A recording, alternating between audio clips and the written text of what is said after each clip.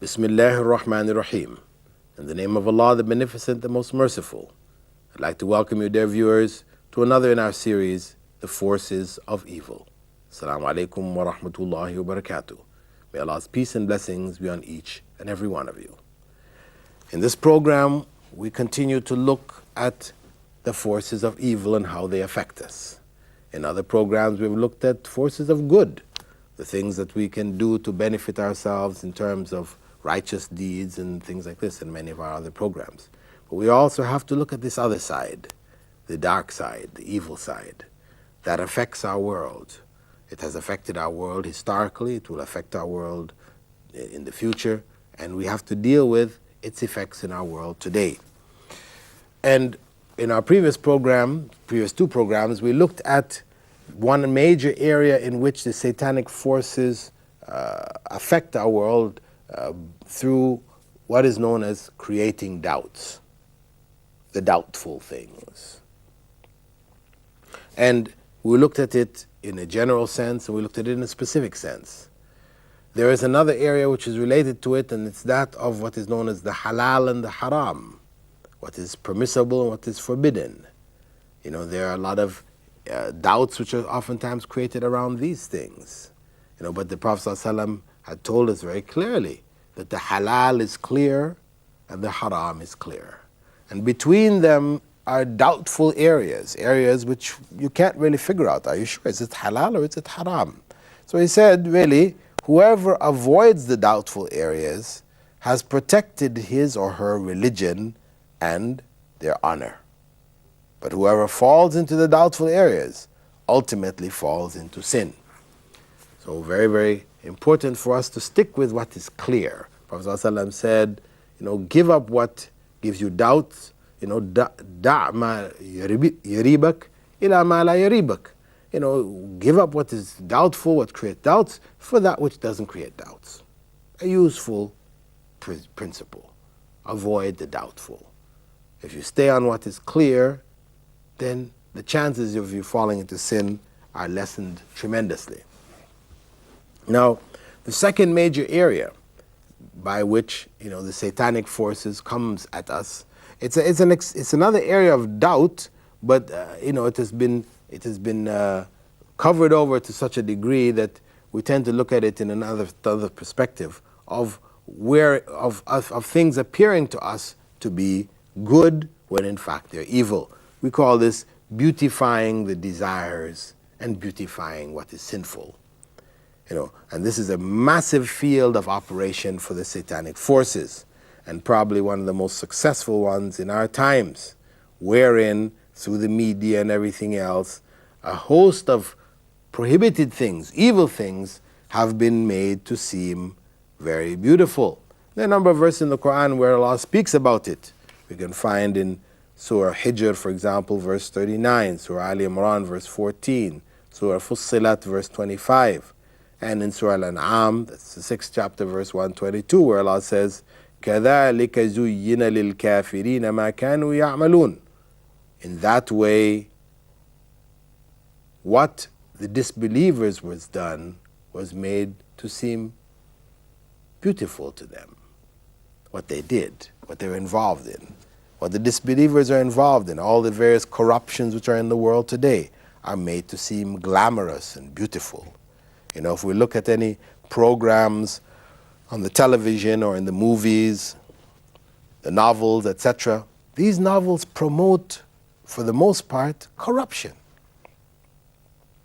The adult novels and adult movies, they promote fornication and adultery. This is made to seem very nice, made to seem very favorable. You know, people are made to cry, are made to feel emotions or strings are plucked, and you know, where you end up, you watch a movie where, you know, you're feeling sorry for somebody who's committing adultery or somebody who's committing fornication. You know, you feel sorry for them, you feel happy for them. You know, with emotions are played with in these forms of the media. You know, where what is corrupt, which we should reject, which we should feel is evil and bad, we're instead feeling happy about, or we're feeling very sad and sorry for the people who are involved in these things. You know, of course, in the movies, it's not real what we're seeing, but they are portraying concepts. So this is made to seem very beautiful and glamorous.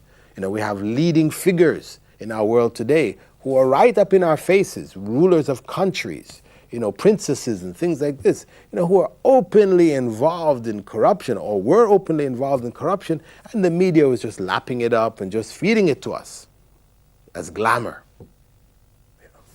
Furthermore, even in the books and things which are coming out for the children, we have now, for example, the Harry Potter series, very popular series now on the television, people are buying it up, it's translated into different languages. I'm just reading in the newspaper, today that it's just been translated into German, and the German market kids are just waiting to lap it up, the 4th book in the series.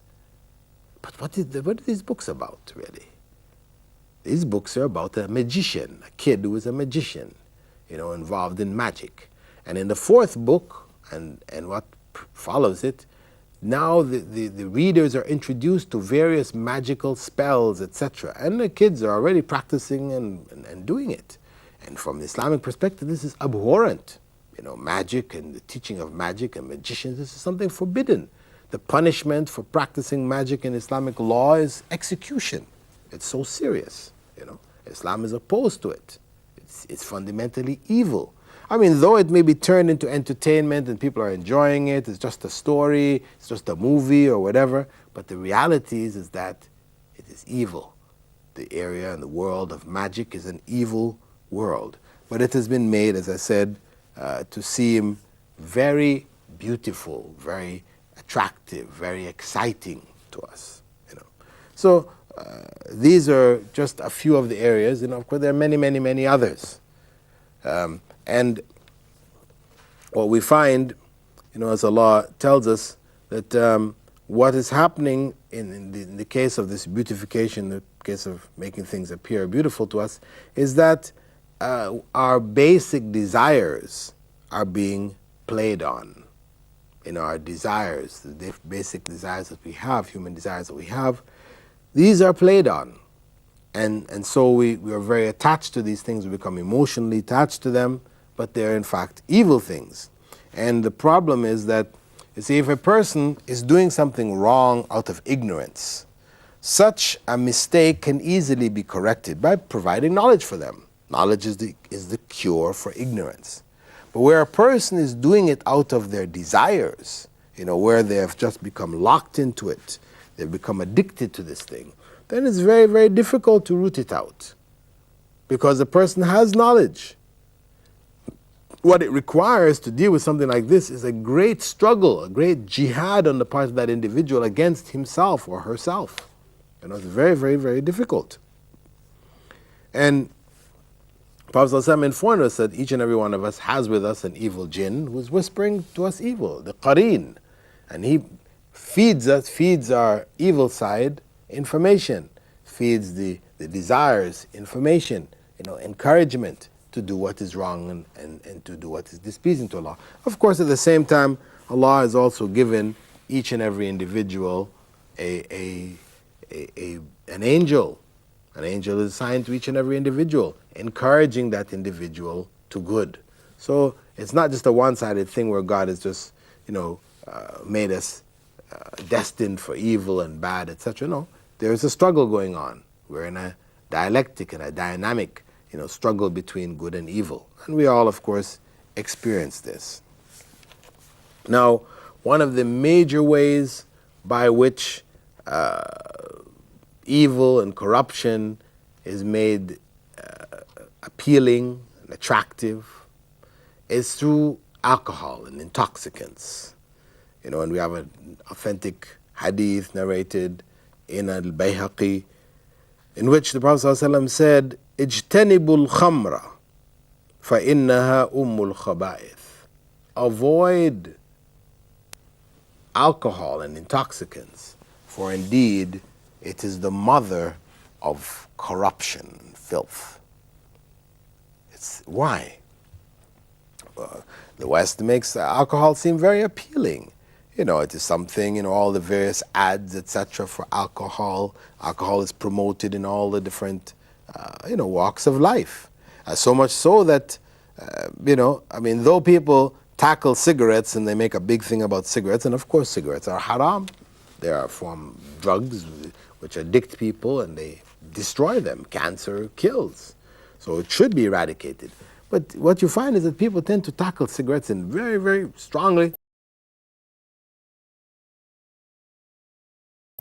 I mean, America tried it for some years back in the 20s, the era of the Prohibition era, but after some, few years, some 10 years or whatever or less, they had to repeal those laws and they went back to drinking. So why does Islam prohibit it outright? It prohibits it because it lowers human inhibitions. See, natural inhibitions which a person may have in a sober state, where if you suggest to them, why don't you come and do this, or well, let's do that, or what do you think about doing this thing here? The person will say, no, it's not good.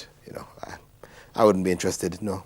But in a state of intoxication, then these things can appear attractive, because the inhibitions, the natural reluctance or shyness to do these things has been subverted by the intoxicants, by alcohol. And this is why you find people when they go to a party, for example, they may be normally very quiet people, once they get intoxicated, you find they become loud and loud mouth and they're ready to do anything, daring, this kind of crazy acts, etc. Find most people are doing them in a state of intoxication. And when you go and look at the violent crimes in society, what you find is that a huge proportion of the violent crimes are committed in states of intoxication. This is reality. The amount of damage which is done to the society from intoxication, whether it's people driving drunk and killing other people with their vehicles, etc., the massive number of lives that are lost as a result of this, or damage to property and these type of things, or loss in productivity, because of intoxication, etc., of workers and that. It is massive. I mean, you're talking about billions of dollars lost because of the harm of intoxicants. However, without the will to oppose it, because of the fact that it's something prohibited by God, and a society accepts that, then you can't do it. You try to impose it from the top, people will refuse it. People will fight against it. So when you can go to societies, Muslim societies, where though they're not governed by Islamic law today, still the mass of Muslims will not drink alcohol. Why not? It's available. It's being sold here or there. Why don't they drink it? Because they know that it was prohibited by God. Muslims were known as the teetotalers. This is a nation of people who avoided strong drink, alcohol, and intoxicants, etc. I mean, it's not to say that they're not, this is the majority, but you'll find a minority amongst them who do take these things. But, as I said, this alcohol has a massive damaging effect on society, on families, marriages, children, etc., etc. The harm is uncountable. It's incalculable. When we read about certain crimes, really heinous crimes, you read about a father raping his 4-year-old daughter or 5-year-old daughter. You wonder, what in the world? How could a person possibly think to do this? This is something beyond human thought. It's incredible. It happens. But when you go back and you read, this man was intoxicated at the time. I mean, it's not an excuse. From Islamic point of view of Islamic law, this person will receive the full punishment, death. That person will be executed. Finish. In the West, maybe they might take into account, Western legal systems may take into account the fact that he was intoxicated and these other kind of things. But from Islamic perspective, you commit that crime, then you are going to pay. From Islamic perspective, you lose your life. It's heinous, it's horrible. You shouldn't have been drinking in the first place. That we don't take it as an excuse. But the point is that is what provided the necessary background for such heinous crimes like that to take place. And there are no end of other examples. I could draw out, no need to go through all of them, but just to know that this is one of the major sources of evil, of corruption, wherein what is evil and bad appears good, appears attractive in the sight of people. Now, some people may argue, as they do, that the doctors have said that, a person who drinks half a glass of wine with their meal, it helps to digest that meal. Some even argue that people who drink a half a glass have less chances of heart attacks. It lowers the chance of heart attacks. Oh, it's wonderful. But now, if we put on one scale the benefits of this half a glass of wine, if it is in fact true, these are arguments presented by some elements in the scientific community, if we accept it as being fact, and when we put it on one scale, and then we put on the other scale the massive damage and harm that is done by alcohol in society, hey, this benefit which is spoken of is nothing. It is not worth even speaking about when you consider the massive harm which comes from it. Some people say, well, okay, we can understand that, but let us forbid those people who are not able to control their drink. Again, you cannot forbid things under that kind of basis, because everybody will say, I can control my drink. Who's going to say, if drink is something pleasurable, etc., who's going to say, I can't control my drink, so I won't drink? I'll have it prohibited from me. But we'll leave it for the others who can. No, everybody is going to say, I can control. Because everybody would like to have the pleasure of drinking the alcohol. So Islam forbids it across the board.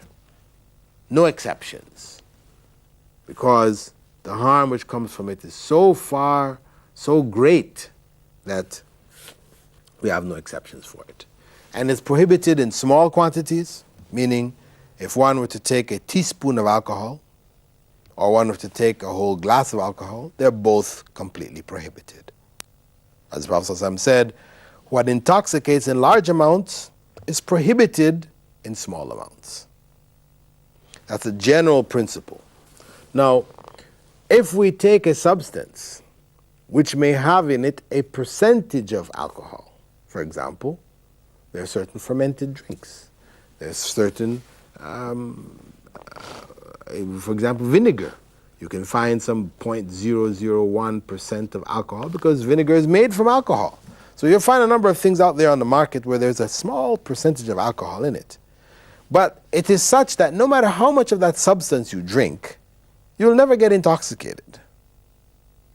Such a substance is not prohibited. Some people mistakenly think that the prohibition of small quantities of things which intoxicate in large quantities includes such cases, but it doesn't. We should be very clear on this. Because something which is within another substance, and that quantity will not intoxicate no matter how much of that general substance you take, that is not considered to be an intoxicant. Similarly, for example, in the time of Prophet ﷺ, people came to him with different drinks that they used to have there, fermented drinks. And they asked about it, can we drink this, can we drink that, so and so. So he said that once it becomes an intoxicator, there are periods of time that if you leave this thing for more than 3 days or whatever, then it becomes an intoxicant, clearly. Then that's when it becomes forbidden. But prior to that, the fact that a certain amount of fermentation has taken place, so the thing has a little tang to it, but it's not intoxicant. No matter how much you drink of it, you're not going to get intoxicated, then such products are not considered to be forbidden. And if one were to forbid on that basis, one could end up forbidding things like even yogurt, because you have so many substances on the market where there's a very, very small percentage of alcohol in it. Not that it was added to it, but it's a byproduct of the process which produced that particular substance. So cases like this we don't include. But whatever is clearly alcohol, the foundation of it is alcohol, then to take it in small amounts is forbidden, as it would lead to the taking of this thing in larger amounts, where it would naturally intoxicate. So in this segment here, we've been looking at the beautification of desires and sin, how the satanic forces can promote evil through playing on our desires. And we said this is the most dangerous and difficult area to deal with and to correct. Because a person who does acts of evil or sin out of ignorance, because they just didn't have the knowledge, that problem can be cured very easily by providing knowledge. Whereas a person who does sin where they know that is wrong, but it's just their desires are locked into this thing, then such an evil, such a harm is very difficult to root out. Much, much more difficult. It requires struggle, jihad, fighting against the self, the desire, the ego, the nafs, whatever we call it.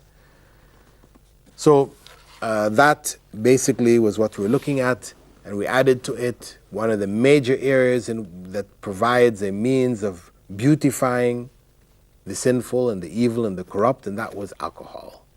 Alcohol, which makes people feel relaxed and comfortable to do things which they would not normally do if they were sober. In our next segment, we'll go on to look at different elements of sexual deviation, music and singing, as part and parcel of the beautification of desires and sin.